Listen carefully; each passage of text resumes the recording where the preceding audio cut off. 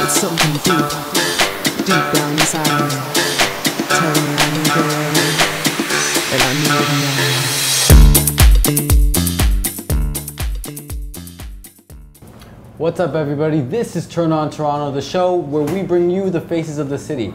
Today we're at the Wunderland Cafe in the Toronto beaches with my man Rayan Sterling, aka Concept Books. Nice to meet you, Serain. What up, people? Tell us, for those of us who aren't as familiar with your work, how did the story of Concept Books come to be? I think close to the end of high school, I used to do voicemail raps. So people will call your phones and I'm actually drop a 16 on there on a hot beat that's popping. So to talk about, don't call me before 6 because, minutes ain't free, leave a message, and it was just cool. Yeah. So it started as that people, got wind of the fact that, I can probably rap. My dad was into music, so I think I got it from him. So the voicemail rap, I did that, stopped, went to college and just focused on school. And then around 23 or 24, that's when I hooked up my boy Derek and we started music.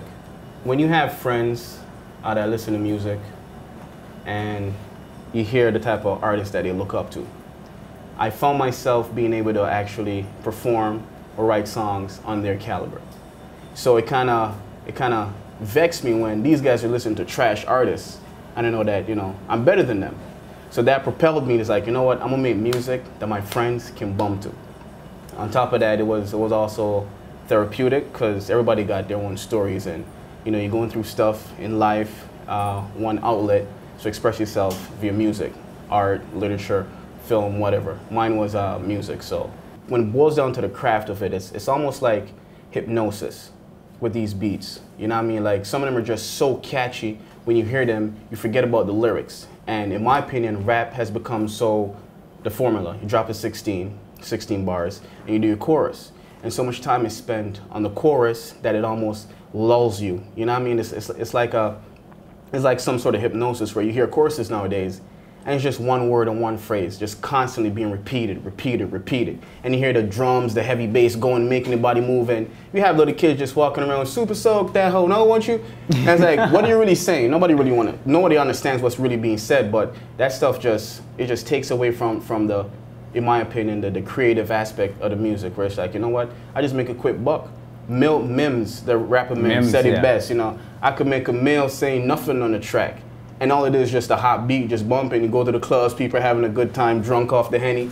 And he did. And he did, you know what I mean? So I look at that and it's like, it's cool, it's cool, but I didn't choose that route.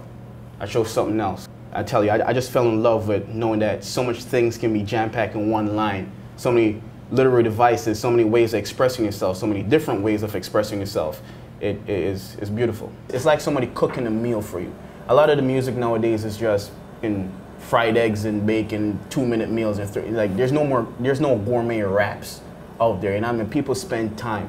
A lot of artists will brag about the fact that, I go in the booth, spend 2 minutes, come up with a hot song, and that's it.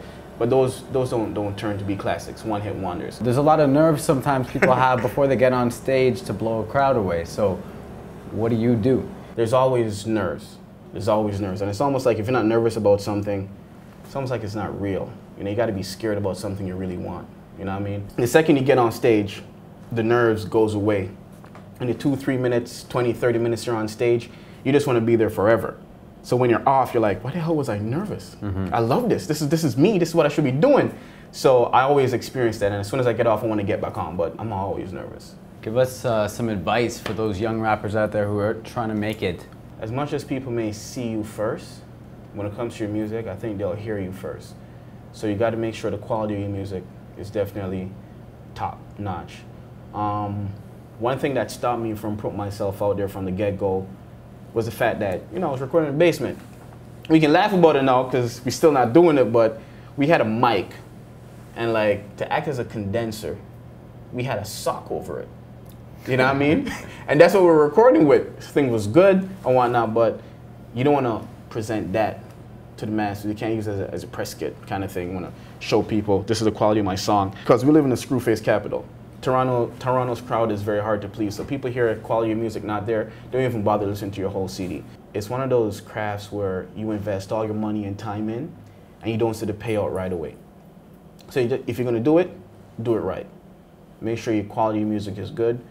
don't be too fixated on your image. You are who you are. What turns you on in Toronto? With all the different cultures here, ethnic backgrounds, you're able to soak up so much from so many different people. It helps to shape you in a more cultured individual. And I think that's a benefit for everybody. So that's what turns me on about Toronto. That's the name of the thing, Turn On Toronto. You snuck that in, boy. What can I say? Concept Books, man, you're a poetic dude in an interview as well as in your rhymes. And we appreciate you coming by and helping us turn on Toronto. Most definitely, thank you. My pleasure. Bomb. Out. Ow, ow.